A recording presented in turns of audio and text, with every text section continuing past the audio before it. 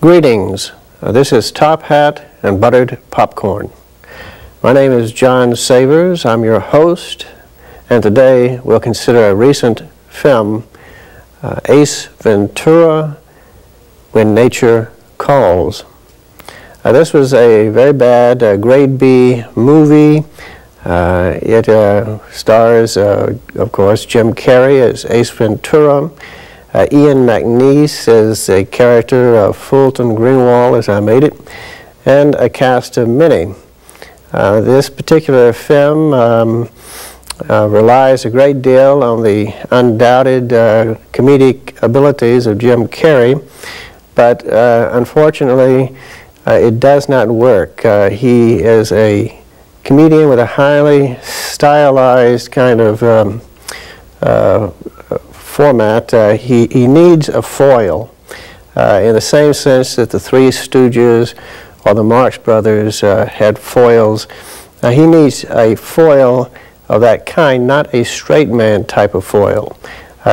Therefore, his usage of the very good actor Ian McNeice, whom we happen to laud in the movie we reviewed, The Englishman Who Went Up a Hill but Came Down a Mountain.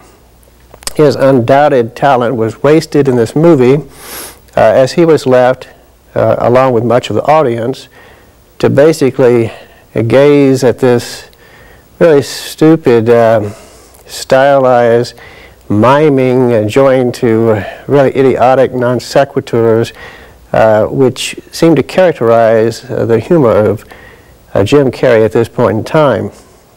He did, I'll admit, make one good movie, The Mask, a movie which suited him to a T, his talents, and I think that whoever put that movie together managed somehow or other to discipline Carrey to some extent by perhaps employing a good screenwriter. But at any rate, the special effects helped also. But at any rate, this particular film appears to be a budget film, and for this reason, I'm a little concerned that Ian McNeice and the rest did not get a good check. They certainly deserve it. They did not get anything else out of this movie. This particular movie takes a kind of prologue opening. That is, the opening had very little to do with the film, the subsequent film, the meat of the film. It takes place on a kind of a mountainous area I take to be West United States, possibly Alaska even. But it involved, say, an opening scene of snow-capped mountains, and it has a red helicopter with a rescue logo on it, sort of hovering and obviously searching for someone or something. And after a little bit, they see, and we see, a solitary figure on the face of a mountain climbing upward. And as they get closer, we see that it's Ace Ventura, Jim Carrey. And of course, Jim Carrey immediately gives out with one of his stupid non sequiturs or barely reasoned comments, certainly not funny, which was, "You guys could put somebody's eye out with that thing." Words to the effect. At any rate, he converses with the helicopter people for a little bit. They apparently hold him in some high esteem. They buzz off. Thereafter, he goes up and feeds a little chick by regurgitation and shows a typical vulgar kind of humor, which is his trademark. He gets to the top, and we find out this whole mission is to save a raccoon, which is on his face silly and trivializes the whole rescue process. And it makes, by implication, of little value, it seems to say, those things that humans do, because it is mocking that humans do for one another in the way of rescue. After this opening prologue, we we find Jim has gone to a monastery in apparently Nepal or Tibet or some such to presumably recover from the trauma of the loss of the raccoon in the opening prologue type of opening. He is at this point met by Ian McNeice, playing a Fulton Greenwald, a Brit, seeking him out to do pet detective work. As an aside, Ian McNeice, character Fulton, makes it known to this leader or spokesperson that he is seeking one Ace Ventura, and tries to discover if Ace Ventura is in fact at that monastery. And the leader says, well, you know, we have no names. And finally he says, well, he's the guy who talks through his ass. And, oh yeah, sure, we know him, of course. Come on, I'll take you right to his room. And this is kind of a signature, apparently, of Ace Ventura. I remember a few years back some Nigerian acquaintances telling me that a story about a woman who had been killed in Nigeria, and she was brought before the elders and a shaman, and with the aid of magic and so forth, was able to identify the men who killed her by means of having her vagina talk. And I thought to myself, well, wouldn't that be extraordinary if this detective, Ace Ventura, who talks to his ass, should run across a party that talked, a dead person who talked through the vagina, and what a conversation that would be. Well, anyway, it's just the kind of scene, too, that Ace Ventura, Jim Carrey, would have. And I'm sure if he had known that story, it would have gone into this particular plot. But be that as it may, thereafter, he is going to also be paid $20,000 if he does so. He plays a little hard to get at first because of his claim not to have reached intergalactic oneness, and he had to stay until he had reached this level of spirituality. However, the others at the monastery are eager to get him out, apparently, and they assure him, the leader, spokesperson, that he has attained this oneness. You can see it in his eyes. He's given a talisman that kind of reminds one of the use of medals in The Wizard of Oz, the pinning of a hero's medal on the lion, which is an outward sign that this is a hero.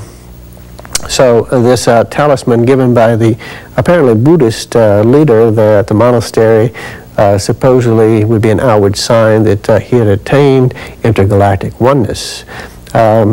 Satisfied, he makes his departure, not without, of course, an absurd departure involving a slinky. A plane trip exposes once again the kind of idiotic humor that is the trademark of Ventura. He even seems to borrow a little bit from Lithgow's. There's a creature on the wing gambit.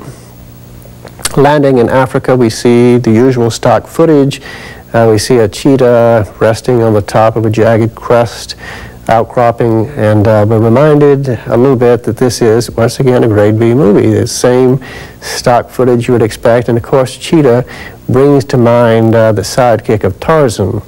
It just so happens that Ace Ventura also has a monkey as a sidekick, a creature he calls Spike, and this particular creature actually was with him on the assault of the mountain in the attempt to rescue the raccoon. Well, at any rate, we have Ace Ventura, we have an inane travel scene going to the British consulate in which he's bouncing all over the place apparently. But when the camera pulls back, we see that the pavement is rather smooth. It's asphalt apparently, and quite smooth and good. And so this is just stupid. Then he cuts through the jungle for no reason at all, and rolls the Land Rover, and ends up perfectly in line with the other Land Rovers, a little battered, but in perfect alignment. Gets out, goes to the British consulate, welcomed by the head, briefed. We have a slide show of possible suspects in the bat napping. At this point in time, Ace does not know it's a bat, but the term sacred animal is used. During the slideshow, we have the usual expectations from an Ace Ventura, that is. We have the hand-finger silhouettes in which he tries to be comic, where men on the slide might be shown picking their nose or something of this sort. The quintessential Jim Carrey type humor. He also gets an opportunity to go to a party which is simultaneously going on at this British consulate, and he gets to do a kind of a Marx Brothers routine where the vulgar rich meet the vulgar poor. In one of these particular episodes, he once again gets to be indicate himself to be sensitive to the needs of animals, to be, as one of the guests put it, an activist. One of the guests, a little man with a bald head and a big mustache, who Jim Carrey called the Monopoly Man. This particular man has correctly labeled Ace Ventura as this ghastly man, and that pretty much hits the nail on the head. Be that as it may, Ace Ventura knocks this guy out and wears him as a kind of stole to protest the Red Fox stole which this man's date is wearing. This seemed to please a lot of people in the audience, but to my mind it shows a consistent pattern amongst these animal lovers. They seem to love animals, but have something of a detestation for humans. There's so many of them. Now, we go from here with the help of Ian McNeice to the Wachati village, meet the king, a very fat guy, looks like he could be a sumo wrestler. We are shown their culture, and this all seems very insulting and non-authentic. The king spits in the eye of Ace Ventura, and Ian McNeice says, "Oh, this is a wonderful show of friendship. You're well liked here." The chief's son then spits in the other eye, and so, being well accepted, Ace Ventura then decides to show that he himself has friendly instincts, and pulls out every piece of mucus in his face, apparently. It splatters everybody. Fortunately, we did not see this scene, only the results, and pretty disgusting at that. Now, this particular tribe, the Wachati, are the people who have the sacred animal which has vanished. They have a repository. Ace Ventura is shown this repository, and at every opportunity he commits sacrilege. The first instance of this, the chief pulled out a knife, and I thought the friendship has ended, but cooler heads saved the day. But even so, nothing stopped Ace Ventura from, at every instance, when the chief was not looking, to commit sacrilege by stomping or jumping or dancing on the sacred repository. This particular tribe on that particular day also was going to have a feast. Now, at this feast, the princess, the daughter of the Wachati king or chief, was going to perform what is called the virgin dance of seduction. And this particular dance did not look African at all to me. It was rather slow, and it had a good deal of the Tahitian look to it. was pleasing. Now, the use of hands seemed almost Southeast Asian, Thai-like, but not African. And but at any rate, she dances in almost a linear way, slow, a Tahitian kind of walk dance, undulations and so forth, until she is kind of like belly button to Ace Ventura's nose. And we have a cut from this particular feast. Now, there is a small episode where the Ace Ventura character gets to praise the food and go through a stale routine about the utensils being made of guano, and pretending that he did not know what guano was, an extraordinary kind of piece of info, because at the British consulate, when spying the character Quinn, who has a raven on his shoulder, Ace Ventura immediately gives forth with the Latin designation for the raven. So therefore, suggesting a good deal of learnedness in the realm of animals on the part of Ace Ventura. Incidentally, the character Quinn is the primary misdirection in this particular film, in this whodunit. That particular day at the Wachati also allowed Ace a chance to investigate. He goes to the repository, looks around for evidence, and finds a black feather. Of course, additional evidence that leads him astray. If I may digress, and the problem is basically this, that there are two tribes that are joining, one called the Watutu, who are a hostile, savage tribe, and the other, the Wachati, who are a peaceful tribe. The Wachati tribe has a sacred animal, and this sacred animal is missing. Now, the princess, the daughter of the chief of the Wachati, is scheduled to marry the first son of the chief of the Watutu. In this tribal marriage should bring tranquility amongst these two tribes, and this is the hope of the British apparently. However, the Watutu had asked for and had been given as dowry from the princess by means of the chief this sacred animal. And now with the sacred animal vanished, the Watutu consider that this is an insult and also a curse upon them, and have vowed that unless they have the sacred animal, they're going to exterminate the peaceful Wachati. So this is a grave situation, and they want Ace Ventura, pet detective, to locate the sacred animal. Going back to an earlier point, the same princess who had treated all to this particular dance is now sitting down by Ace, and he offers her the blowgun, and there may be tones to that also. But at any rate, she uses the blowgun, and then we cut from this to see to what they're shooting at, and we see that it's a Wachati warrior who his torso is just peppered with what looks like spit wads. And I thought that this was a kind of a demeaning usage of presumably a warrior of some sort.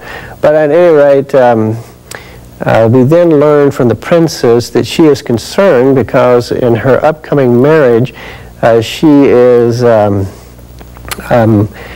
concerned that she won't please her groom-to-be, her husband-to-be. She says to Ace, I have never known a man. And we then become quite aware that she is offering herself to him. He tells her that he has taken a vow of celibacy, and she says, well, perhaps this will persuade you, and drops her wrap, exposing her breast, presumably, and Ace then goes through a lot of I've got to consider my intergalactic oneness and all that kind of stuff. And She then kind of chills out a little bit, puts back a wrap, and we see an episode in which their faces come very close, and Jim's lips part, his tongue kind of comes out, and then the princess's lips part and her tongue comes out and they meet. And I thought to myself, this looks like the mating of clowns with the pseudopods sticking out and so forth. And it was rather bizarre, to tell you the truth. And at any rate, the scene is concluded with a shot of Jim's tent and apparently some sort of sexual going on. And there is a timid Ian McNeice approaching, and we hear all this, oh mama, and then Ian goes in, and we see a hot and bothered Jim kind of protecting himself with some kind of blanket or something or other, and claiming to have been saying his mantra, and sort of chiding by implication Ian for bothering him at this religious moment. Thereafter, the next day, they go on and pursue the investigation a bit more. The Fulton character, Ian McNeice, takes Ace to a cave entrance. Ace is not enthusiastic about this at all. We learn that he's phobic about bats. It's about this time that he learns that the sacred animal is a great white bat. Well, this is also kind of peculiar because it seems strange that Hollywood makes the sacred creature of this African tribe a white bat. And it seems to be a consistent pattern. We saw in Congo where the special apes were a white-furred ape and guarding a sacred spot, perhaps, in King Solomon's mind. But at any rate, we have here a white bat, and this seems a little bit extraordinary. And going into the cave, we see that Jim is really phobic about these bats, and he starts screaming birds from hell and flying rats and so forth. Well, this is also kind of calls to mind that rats are basically phallic symbols, and we wonder if this is not suggestive of some sort of a problem within the psyche of Ace Ventura. And also, along that same note, it would suggest that phallic symbolism passes on to the white bat, which again makes it a very peculiar sacred object for this tribe. Be that as it may, Jim pursues the evidence, and he looks at Quinn basically as his primary target. One of the only really funny scenes in this film, from my point of view, occurred in this particular investigation when he gets into a contraption, a rhinoceros contraption. Basically, it seems to run like a tank, and goes and spies upon Quinn talking to another gentleman. Also, Ace Ventura gets to the village of the Watutu. This is a very austere Jejune village setting. One wonders why the elders of the tribe even picked this particular area. It doesn't look like it has any grass in it at all. There are skulls all over the place, human skulls, animal skulls, bones, and so forth. Of course, this is standard Hollywood grade B symbols of a savage and dangerous tribe. We see one of the people, one of the men with leopard skins and a human skull dangling, and sure enough it turns out to be the witch doctor, the shaman of the tribe, an important figure. And he's standing next to the king, and apparently some kind of ceremony is going on, and we see a lot of poorly conceived African dance, basically a bunch of stomping and leaping. And this particular tribe apparently favors the usage of heavy application of white chalky talc as part of their rituals, and they are each heavily designed. What this particular village has in the way of wealth, I don't know, besides the skulls and that chalky material. And in fact, that chalky material may be made out of bone, as far as I can tell. Interestingly, at the British consulate, Ace Ventura goes before the head of the consulate and accuses him of being either the mastermind behind the bat napping or the agent of the forces that were. As a result, Ace lets out some sort of yell which brings animals of all sorts to his rescue. In conclusion, well, the last scene of this particular movie involves the happy marital ceremony by which the tribes are united. The princess is wedded to the first son of the Waitutu chieftain. They go to a marriage chamber, a kind of a hut set aside for this purpose, and they are going to consummate the marriage before the witnessing tribes, but a pause occurs, and the son, the groom, excitedly exits the hut, and he screams words which, when translated, "She is not a virgin." And then we have Ace Ventura looking a little nonplussed, saying, "He can tell that?"